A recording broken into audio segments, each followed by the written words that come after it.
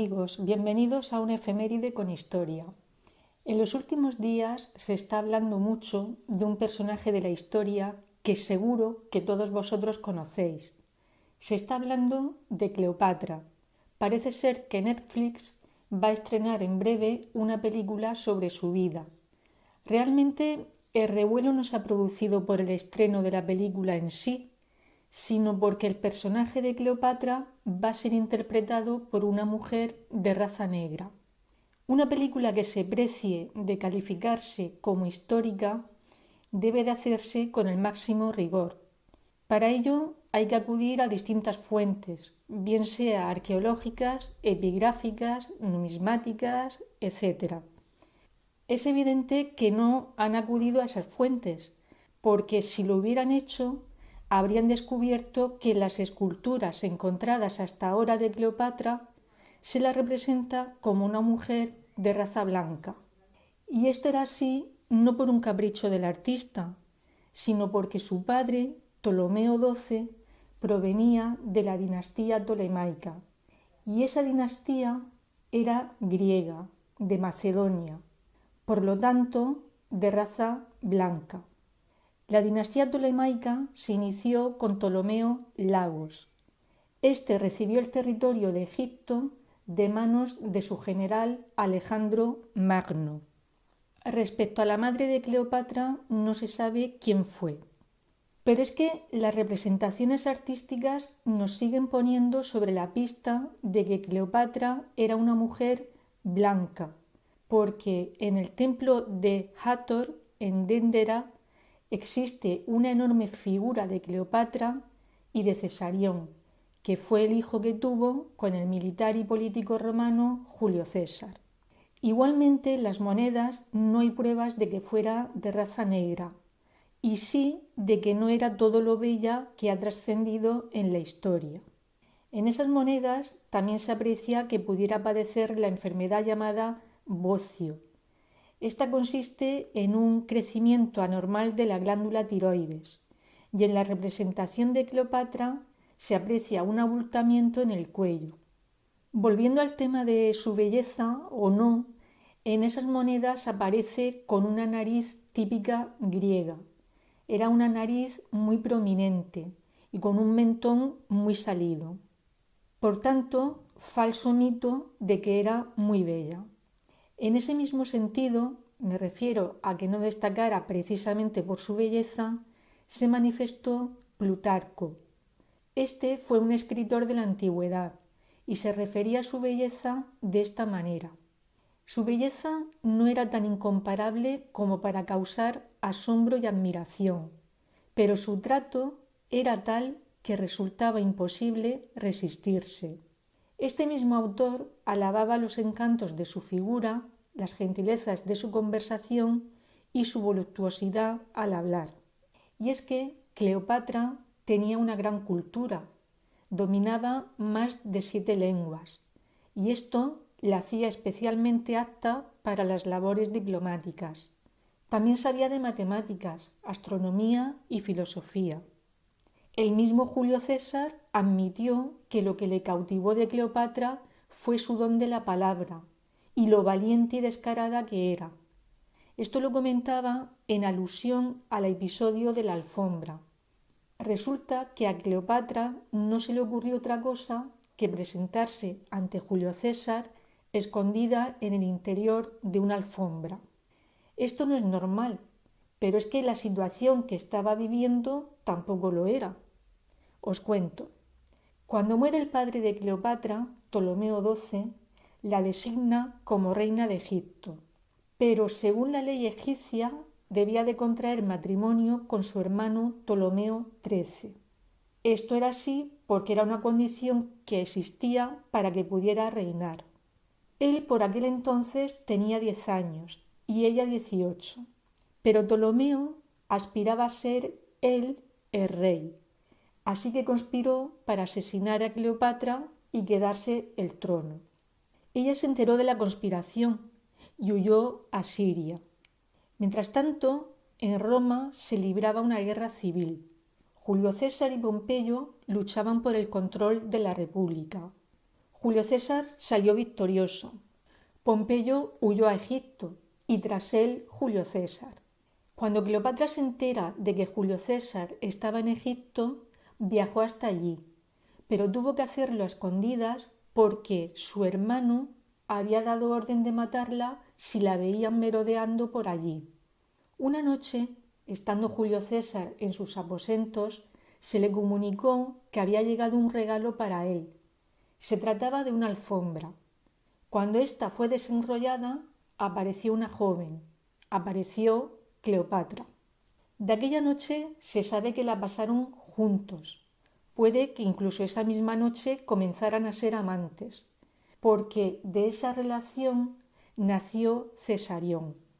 Con esta relación se crea un segundo falso mito, el de la reina devorahombres, porque no os lo he dicho, pero Julio César estaba casado con Calpurnia y sin embargo no hizo nada por ocultar su relación con Cleopatra.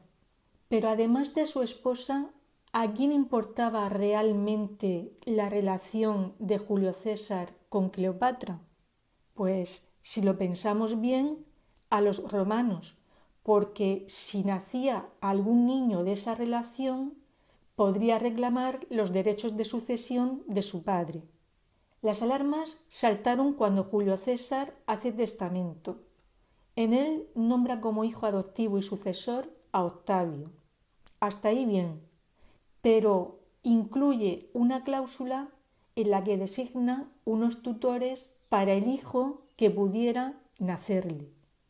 Pero, ¿un hijo de quién?, se preguntaron los romanos. Si Calpurnia era estéril, no cabía otra posibilidad de que fuera un hijo que estuviera esperando de Cleopatra. Y por eso no iban a pasar los romanos. No podían permitir que un representante de la cultura egipcia a la que ellos consideraban decadente gobernara Roma. Comienza entonces la campaña de desprestigio de Cleopatra, y de ello se encargó un poeta del círculo literario auspiciado por el propio emperador romano Augusto, es decir, el adversario de Julio César. Pero aquello no era suficiente, así que zanjaron el problema de raíz. Asesinaron a Julio César durante los idus de marzo del año 44 a.C. El mismo escenario se volvió a repetir con Marco Antonio. En este caso, a Cleopatra se la tachó de frívola seductora. Tercer mito, por tanto. Os lo cuento. Después de la muerte de Julio César, se produce otra guerra civil. Esta vez entre Marco Antonio, Octavio y Lépido frente a los asesinos de Julio César, que eran Bruto y Casio. Vence el bando de Marco Antonio y se reparten el gobierno de las distintas provincias romanas. A Marco Antonio le tocaron las de Oriente, y lo primero que hizo fue llamar a Cleopatra, y lo hizo para reprenderle el que no le apoyara en la guerra civil. Cleopatra se presentó ante el romano en una barca, imitando a Afrodita salida del mar que iba al encuentro de su dios Dionisio. La vestimenta divina que lucía, el lujo de la embarcación y el derroche de los banquetes impresionaron a Marco Antonio. Los cronistas romanos de la época describieron a Cleopatra como una frívola seductora. Como dije al principio, Cleopatra era muy inteligente. Aquello no era sino una puesta en escena. Tenía que convencer a Marco Antonio de que Egipto era el país más rico del mundo, y así lo entendió él. Necesitaba de aquellos recursos para su empresa oriental. Cleopatra, al cabo de un tiempo, le invitó a Alejandría, y allí a Marco Antonio se le olvidó que tenía esposa en Roma, y como se suele decir, se liaron. Marco Antonio se tomó aquello como una aventura, porque no dudó en marchar a Roma y dejar a Cleopatra a punto de dar a luz. Pero es que ni siquiera acudió cuando nacieron sus gemelos. Y el pretexto no era por tener esposa en Roma, porque cuando murió su esposa volvió a casarse, y además lo hizo con la hermana de Octavio, Este era la otra persona con la que gobernaba el imperio. Pasados 3 años y medio, Marco Antonio volvió a tener una entrevista con Cleopatra. Realmente el encuentro era por asuntos de Estado, porque Marco Antonio necesitaba la ayuda del ejército egipcio para luchar contra los partos. Ella se la prestó, pero aún así la campaña militar fue un auténtico fracaso. Y no fue precisamente por un embrujo de ella que le impidiera concentrarse. Ese es otro falso mito que inventaron los romanos de la época, el considerarla como hechicera de hombres. Pensemos que la primera interesada en las victorias de Marco Antonio era la propia Cleopatra. Ella necesitaba un hombre con influencia en Roma, no un hombre derrotado. Necesitaba de un hombre fuerte que pudiera seguir garantizando un cierto grado de independencia de Egipto. Marco Antonio terminó por establecerse en Alejandría. Quería volver a estar con su amante y allí quería establecer su hogar definitivamente. Pero Octavio esperaba gobernar él solo el imperio y la ocasión se la puso en bandeja a Marco Antonio. Este hizo dos cosas que no sentaron nada bien a Octavio. Una fue que Marco Antonio organizó, tras derrotar a los partos en Armenia, un desfile triunfal en Alejandría, cuando ese tipo de actos tenían que celebrarse en Roma. Pero es que no se le ocurrió otra cosa que proclamar en esa misma ceremonia a los hijos de Cleopatra, incluido al último que tuvo con él, reyes de diversos territorios romanos de Oriente. Para Cleopatra reservó el de reina de reyes. Después de esto, Octavio señaló a Marco Antonio como traidor a Roma. Estalló la guerra entre ambos y emplearon todo tipo de armas. Y no me refiero a las bélicas propiamente dichas, porque Marco Antonio hizo algo más. Repudió a su esposa, que si recordáis era la hermana de Octavio. Este, por su parte, tampoco quedó quieto. Se hizo con el testamento de Marco Antonio y propagó por toda Roma que había dispuesto ser enterrado en Alejandría. Los ejércitos de ambos se enfrentaron el 2 de septiembre del año 31 a.C. en Accio, en Grecia. La batalla fue ganada por Octavio y Marco Antonio y Cleopatra escaparon. Pero a principios de agosto del año 30 a.C., Octavio consiguió llegar a Alejandría.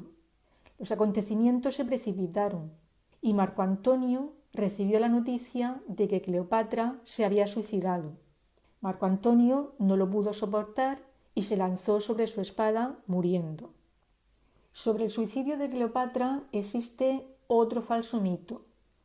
La tradición dice que se suicidó utilizando la picadura de una cobra o un áspid.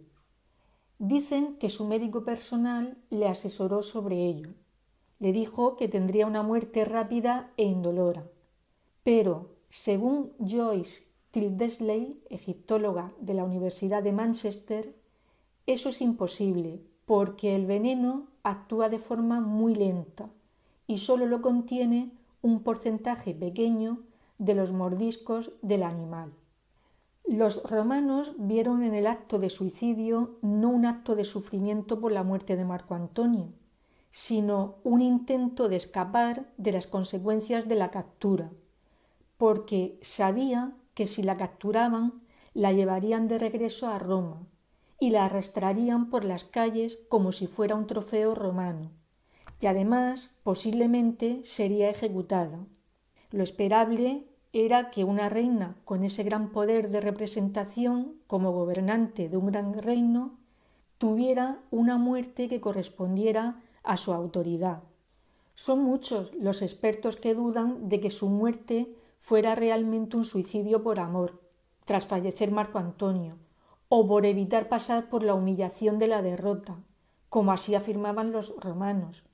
Porque ¿quién tenía un verdadero interés en que Cleopatra desapareciera del tablero político?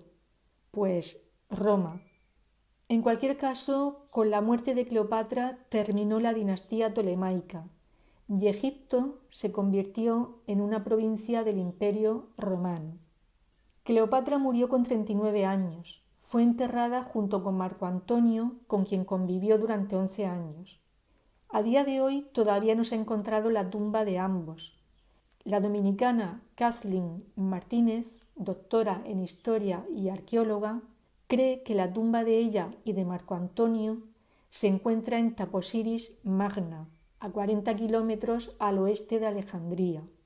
Se basa en que Taposiris Magna era el centro religioso más importante de adoración de Isis y puede que este fuera el lugar elegido por Cleopatra para su mausoleo, porque a menudo se hacía representar como esta diosa.